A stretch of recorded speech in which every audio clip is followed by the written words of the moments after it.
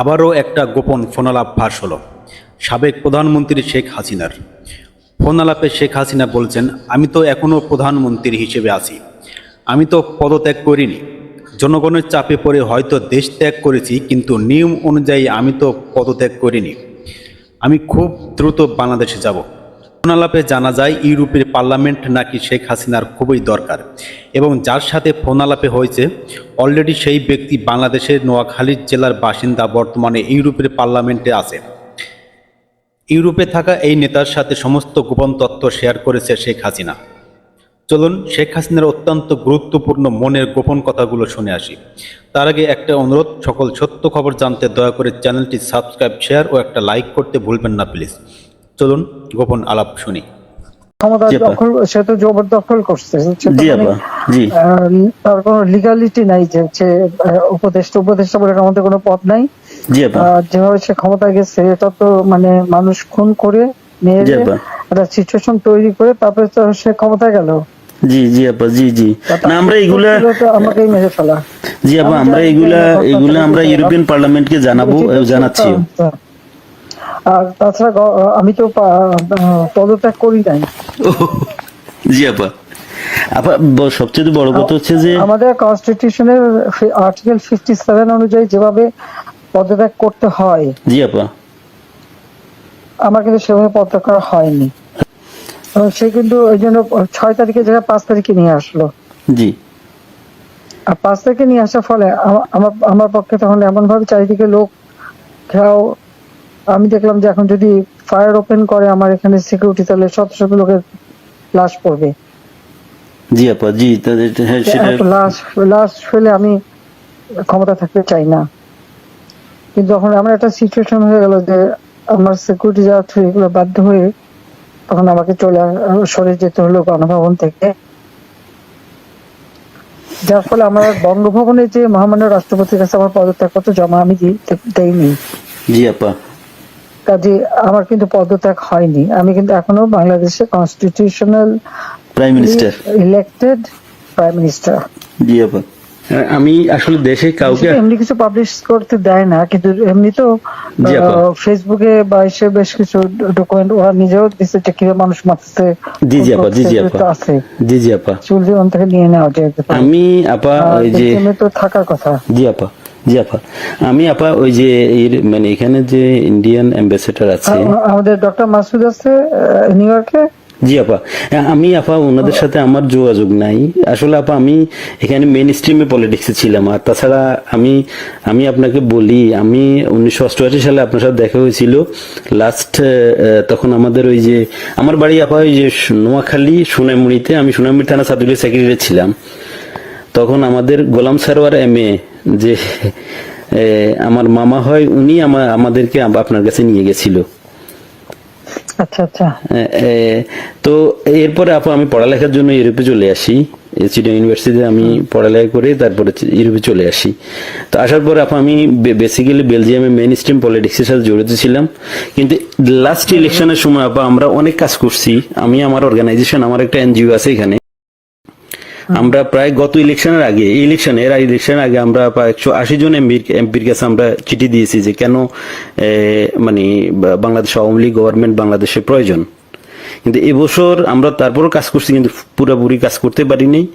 আর আসলে কারোর সাথে তেমন কেউ আমাদেরকে, ইভেন আমাদের যে এখানে প্রেজেন্ট অ্যাম্বাসেডর, আমি ওনাকে অনেকবার কথা বলার চেষ্টা করছি, উনি কখনোই আমাদেরকে অ্যাপয়েন্টমেন্ট দিত না।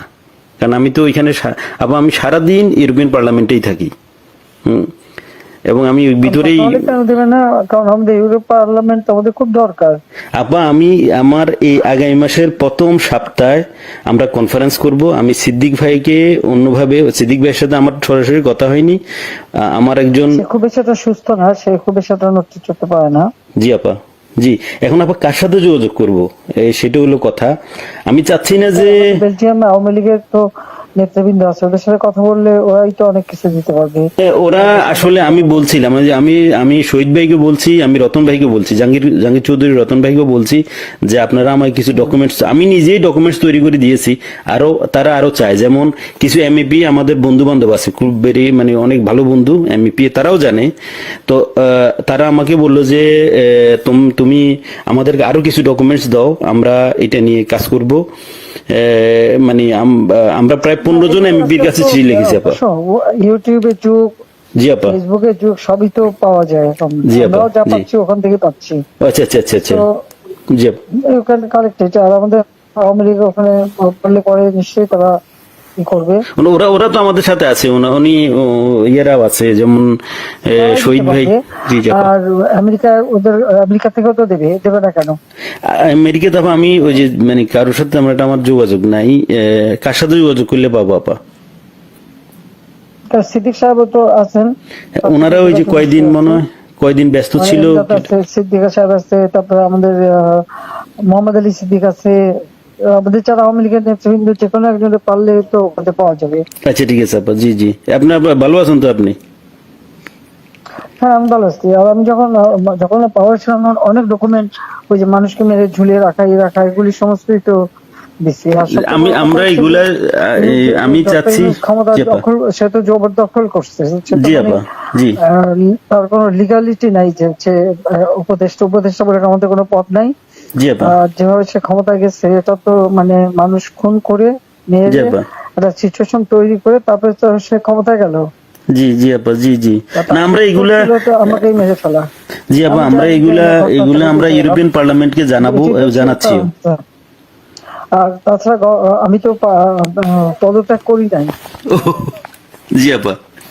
আপা সবচেয়ে বড় কথা হচ্ছে যে আমাদের কনস্টিটিউশনের আর্টিকেল 57 অনুযায়ী যেভাবে পদত্যাগ করতে হয়, জি আপা, আমার কিন্তু সেভাবে পদত্যাগ করা হয়নি। আচ্ছা আপা, এই আন্দোলনের পিছনে থাকার একটা বড় কারণ হচ্ছে যে তার যে দুর্নীতি। জি আপা। Money laundering. জি জি আপা। ট্যাক্স ফাঁকি দেওয়া। জি। লেবারদের অর্থ আত্মসাৎ করা। জি। আবার লেবার লিডারদের ঘুষ দেওয়া। জি আপা। এই সবকিছু মিলেই কিন্তু সে একটা সিচুয়েশন তৈরি করতে যাচ্ছে। তার সাথে তারা কিন্তু কিছু দেশ সবসময় সাপোর্ট করে, ওইটা সে কাজে লাগাইছে। তার একটা ভার্ডিক্ট ছিল। জি আপা। মামলার 6 তারিখে আগস্ট। জি আপা। ওরা যাতে না হতে পারে সেজন্য সে 5 তারিখে আগায় নিয়ে আসে। আর 5 তারিখে আনার ফলে যেটা হলো, আমার যখন মানুষ মারা গেল, আমি একটা জুডিশিয়াল কমিশন করলাম। জি আপা। এনকোয়ারি করবার জন্য। জি। তারপর আমি সিদ্ধান্ত নিলাম যে আমি থাকবো না, আমি ছেড়ে দেবো। আপা আপনি কি কোনো স্পিচ দিবেন নাকি? আমরা যদি কোনো প্রোগ্রাম করি পার্লামেন্টে, 5 তারিখে আমার একটা নেশনকে অ্যাড্রেস করে আমি যাব রাষ্ট্রপতির কাছে, তার কাছে সাবমিশন করব। জি। পার্লামেন্টারি সিস্টেমের নিয়ম হচ্ছে যে আমি যদি রেজিগনেশন সাবমিটও করি, যতক্ষণ পর্যন্ত মেম্বার্স অফ পার্লামেন্টের ভিতর থেকে মেজরিটি অন্য কেউ যদি মানে অনুমোদন পায়, তাহলে সে হবে প্রাইম মিনিস্টার। জি। আর সেটা যদি না পারে, দেন প্রাইম মিনিস্টারকে রিকোয়েস্ট করতে হবে জি করার জন্য যে পার্লামেন্ট ভেঙে দেন। তখন পার্লামেন্ট ভাঙে, তাছাড়া কোনোদিন পার্লামেন্ট ভাঙতে পারে না। জি আপা। এটাও কনস্টিটিউশন অনুযায়ী। জি। যাই হোক, এমন একটা সিচুয়েশন করা হলো, মানুষ মানে যে কটা মার্ডার হয়েছে পুলিশের গুলিতে কিন্তু হয়নি। জি আপা। ওদের মুভমেন্টের ভিতরে কিলিং এজেন্ট ছিল। জি আপা। ওরা যে বুলেটটা ব্যবহার করছে সেটা ওদের অ্যাডভাইজার শাফাত সাহেব, আর্মির লোক। জি আপা। তিনি নিজেই বলছেন যে এই বুলেট তো পুলিশের কাছে থাকে না। জি আপা। তার মানে সাধারণ লোকের কাছে এই আর্ম ছিল। আর ওই বুলেট ওটা কার কাছে আছে? কেউ। এবং আজ পর্যন্ত এই বুলেট সম্পর্কে কোনো তদন্ত নেই, বা এই রাইফেল কে ব্যবহার করছে কোনো তদন্ত নেই। এমনকি কিছু লোক, পুরুষ মানুষ বোরখা পরা, জি, পুরুষ মানুষ বোরখা পরে জি আপা, যেমন ইন্ডাস্ট্রিতে আগুন দেওয়া থেকে শুরু করে এই বিষয়ে। এবং আমি যখন রোগীদের দেখতে গেলাম, আমি প্রত্যেকটা রোগীকে দেখতে গেছি, আমি প্রত্যেক খাবার দেওয়া তখন মারা গেছে সব ফ্যামিলিকে আমি 10 লাখ করে টাকা, 50,000 টাকা করে দিয়ে তাদেরকে করছি। এবং এনকোয়ারি করার জন্য আমি আমার কমিশনকে আরো বড় করে দিলাম, 3 সদস্য বিশিষ্ট জুডিশিয়াল কমিশন করে দিলাম কমিটি। জি আপা। যাই হোক, সেগুলো তো করতে দেওয়া হয়নি। দেন আমি আমি যখন ডিসিশন নিলাম যে এরকম অবস্থা আমি থাকবো না, জি আপা। ইউনুস সাহেবের কোর্টের কেসের ভার্ডিক্ট ছিল ওই 666 কোটি টাকা ট্যাক্স তার কাছে পাওনা। জি জি জি আপা, এর এটা তো মাফ আগে করে দিল। আরেকটা সে ছিল, তিনি কিছু টাকা পেমেন্ট করছে, তবে এটা মানে তার মানে স্বীকার করলো যে তার ট্যাক্স ফাঁকি আছে। আর এই 666 কোটি টাকার ভার্ডিক্টটা আসার কথা ছিল। আর গ্রামীণ ব্যাংকের এ পর্যন্ত যে টাকা 26,000 কোটি টাকা সে মানি লন্ডারিং করে বিদেশে নিয়ে যাচ্ছে, এটা অডিট রিপোর্টে বের হয়েছে। ও জি আপা জি। ওই ওই ওই ভার্ডিক্ট গুলি মানে ওটার উপরে তার বিরুদ্ধে কেস। এবং সে কিন্তু ওই জন্য 6 তারিখে জায়গায় 5 তারিখে নিয়ে আসলো। জি। আর 5 তারিখে নিয়ে আসার ফলে আমার পক্ষে তখন এমন ভাবে চারিদিকে লোক ঘেরাও, আমি দেখলাম যে এখন যদি ফায়ার ওপেন করে আমার এখানে সিকিউরিটি, তাহলে শত শত লোকের লাশ পড়বে। জি আপা জি, তাদের হ্যাঁ সেটা। লাশ ফেলে আমি ক্ষমতা থাকতে চাই না। কিন্তু যখন আমার একটা সিচুয়েশন হয়ে গেল যে আমার সিকিউরিটি যারা ছিল এগুলো বাধ্য হয়ে তখন আমাকে সরে যেতে হলো গণভবন থেকে, যার ফলে আমার বঙ্গভবনে যে মহামান্য রাষ্ট্রপতির কাছে আমার পদত্যাগপত্র জমা আমি দেইনি। জি আপা। কাজে আমার কিন্তু পদত্যাগ হয়নি, আমি কিন্তু এখনো বাংলাদেশের constitutional prime minister, elected prime minister. জি আপা। ইনশাল্লাহ আপা আপনি চলে আসবেন তো, আর বেশি দিন নেই। উনি কিন্তু তারপরে যখন মানে খুঁজে বেড়াচ্ছে, তার ফলস ছবি দেখালো, আমি সই করছি, সেটা হলো আমার ভিজিটিং বুকের সই। ছবিটা ভালো করে দেখলে দেখা যাবে ওটা একটা মোটা বই, জি আপা। যেখানে ভিজিটিং, ওরকম কোন বই প্রাইম মিনিস্টার সই করে পদত্যাগ করে না। আর আমার সেই চিঠিও কেউ দেখাতে পারছে না, চিঠি তো গণভবনে রেখে আসছিলাম। জি আপা। গণভবন আগুন দিয়েছে, পড়িয়ে দিয়েছে, লুটপাট হয়ে গেছে, ওগুলি সব চলে গেছে। সবকিছু আপা এলোমেলো করে ফেলছে, তারা সবকিছু নষ্ট করে ফেলছে। এত সুন্দর করে দেশটাকে উন্নত করে সমস্ত জায়গায় কি সম্মান বাংলাদেশের, আমি গেলাম আপা আমি বিদেশে সংস্থার সাথে কাজ করি আপা, বুঝছেন। সম্মান তারা দিল। আমরা তো জানি আপা আপনার অ্যাচিভমেন্ট, আপনি যা করে দিয়ে গেছেন বাংলাদেশের জন্য বা করবেন, এটা আর কেউ করতে পারে না, পারবেও না। এটা বিদেশিরাও স্বীকার করে। আমি তো আপা মানে 10 বছর থেকেই ইউরোপিয়ান কমিশন পার্লামেন্টের লবিস্ট হিসেবে কাজ করি বিভিন্ন ইয়েতে। আমরা তো বিভিন্ন অর্গানাইজেশন আছে, আমরা ইনশাল্লাহ আপা আমি বাংলাদেশ নিয়ে কাজ করো, যাতে ইলিগাল লোক সে পাসপোর্ট ক্যান্সেল করে, সে 495 জন আমাদের উপজেলা চেয়ারম্যান, জি আপা, 5,000 5,500 ইউনিয়ন পরিষদ চেয়ারম্যান, জি জি আপা, মেয়র পৌর কর্পোরেশনের জি আপা, মেয়র, সিটি কর্পোরেশন, তাদেরকে সে এক নোটিশে বাতিল করে দিল। এখন বন্যার সময় আমাদের সব সেট করা প্রোগ্রাম, জি আপা, এখন বন্যার সময় মাইকিং করে টাকা উঠাচ্ছে, কিন্তু ডিস্ট্রিবিউশনের নাম নেই। ওরা তো আপা মানে ওরা তো দুর্নীতির মানে পুরা আখড়া করে ফেলছে পুরা দেশটাকে। এখন তো মানুষের কাছ থেকে জিম্মি করে টাকা নিচ্ছে তারা। হাতে অস্ত্র আর লাঠি, জি আপা, আর গলা কেটে কেটে আমার আওয়ামী লীগের নেতাদের হত্যা করছে, গুলি করে হত্যা করছে। জি জি আপা। আমার কোনো দিন নাই যে তারা মারছে না, জি, কারণ কারো করে ইয়ে করছে দিন দিন, এটা করে যাচ্ছে। এর কোনো ইনকোয়ারি নাই, এর কোনো বিচার নাই, কিচ্ছু নেই। স্কুলের টিচার প্রায় 1,000 কত 200-র উপরে টিচারদের অপমান, স্কুল কলেজ ইউনিভার্সিটির প্রিন্সিপাল তাদেরকে এই বাচ্চাগুলিকে কিভাবে করে দিয়ে তাদেরকে অপমান করে স্কুল শিক্ষকদের গাছের সাথে বেঁধে রাখে। জি আপা, আমরা এটা লিখছি আপা, এটা আমরা ইউরোপিয়ান পার্লামেন্টের হিউম্যান রাইটস কমিশনের যে চেয়ারম্যান, সে হলো ফ্রান্সের একজন এমপি, তার কাছে লিখছি এবং এর ডকুমেন্টারি আমরা দিয়েছি।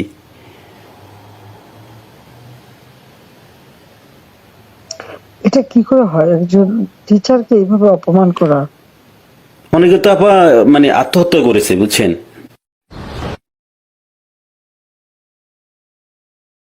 এই অপমানের জন্য। একজন ওখানে হাত ফেল করে মারা গেছে, জি আপা। এই দায়িত্ব কে নেবে? আর যে ছেলেগুলি মারা গেছে জি মিছিলে, জি আপা। খুব শর্ট রেঞ্জের থেকে তাদেরকে 7.62, যেটা আমাদের যে ব্রিগেডিয়ার সাকাত সাহেব জি বলছেন, আপা। উনি তো জি। উনি তো চেনেন, আমরা তো আর এগুলি চিনি না। জি 7.62 আপা। আমি এই ব্যাপারে একটা কথা বলি আপা, এগুলি আসলো কোত্থেকে? আপা আমি এই ব্যাপারে একটা কথা বলি। আমি কিছুদিন আগে মায়ানমারের অ্যাম্বাসেডারের সাথে আমার একটা মিটিং হয়েছিল, ওনার অফিসে উনি ডাকছে আমাকে যাওয়ার জন্য। তো মায়ানমার অ্যাম্বাসেডার আমার বললো যে দেখো তোমাদের এখানে কিন্তু আজকা থেকে ওই যে আপনার রেভুলেশন গ্রুপ, ওরা কিন্তু অস্ত্র বিক্রি করতেছে, তুমি কি মানে তুমি পারলে গভর্নমেন্টকে ইনফর্ম করো। তা আমি আমাদের অ্যাম্বাসেডার সাহেব যেখানে সালে সাহেব আছে, ওনাকে বারবার আমি চেষ্টা করছি কথা বলার জন্য, উনি কখনোই মানে ওনাকে তো এমনি গিয়ে দেখা করা যায় না। তো আমি বললাম যে আপনার সাথে একটু কথা আছে, কিন্তু উনি আমার কখনো অ্যাপয়েন্টমেন্ট দেয় নাই। অ্যাম্বাসেডার আমাকে ডেকে নিয়ে ইনফর্ম করছে যে উনি জানে আমি বাংলাদেশের, আমাদের এনজিওটা যদিও ইন্টারন্যাশনাল। আমি তো আপা মানে আওয়ামী লীগের লোক, আমরা বঙ্গবন্ধুর আদর্শ সৈনিক, আমরা আমাদের রক্তে আমরা মানে যখন আপনি বাংলাদেশ ছেড়ে চলে গেছেন আমরা খাইতেও পারি না ঠিক মতে। আমরা তো মানে আমার তো মানে আমি পুরা ইয়ে হয়ে গেছি যে কি হইলো, কিভাবে কি সম্ভব, মানে এইভাবে আমরা তো বুক ফুলে বাংলাদেশে আমি লাশের স্তূপ দেখতে চাইনি। না সেটা তো আমরা জানি, সেটা তো আমরা সবাই জানি। আপনি তো আমাদের মানে আপনি মানুষ মারলো, তারপর যে কত মানুষ মারলো। জি আপা। তারপর প্রায় পুলিশ মারলো। জি আপা। আনসার তাদের কোনো হদিস নাই। জি আপা। তারপরে মানে আমাদের আওয়ামী লীগের অগণিত নেতা কর্মী, হিন্দুদের পরিবার জি আপা। মেরে লাশ গুম করা এবং মেয়েগুলোকে তুলে নিয়ে যাওয়া। তারপর যে আমাদের ইডেন কলেজের একটা মেয়ে, তাকে মেরে শেষে ঝুলাই রেখে বললো আত্মহত্যা করছে। জি আপা, গত 2-1 দিন আগে। জি জি। আমাদের ওই যে আমাদের মমিন পাটোয়ারি 32-এ ফুল দিতে গেছে, তাকে এমন মারলো যে মারা গেল। পরে সে তো মারা গেল। জি জি আর জি এই যে আপা। একজন বয়স্ক মানুষের একেবারে উলঙ্গ করে যেভাবে। ধন্যবাদ বন্ধুরা ভিডিওটি দেখার জন্য। এরকম সত্য খবর জানতে দয়া করে চ্যানেলটি সাবস্ক্রাইব, শেয়ার ও একটা লাইক করতে ভুলবেন না প্লিজ। ভালো থাকুন, সুস্থ থাকুন, আল্লাহ হাফেজ।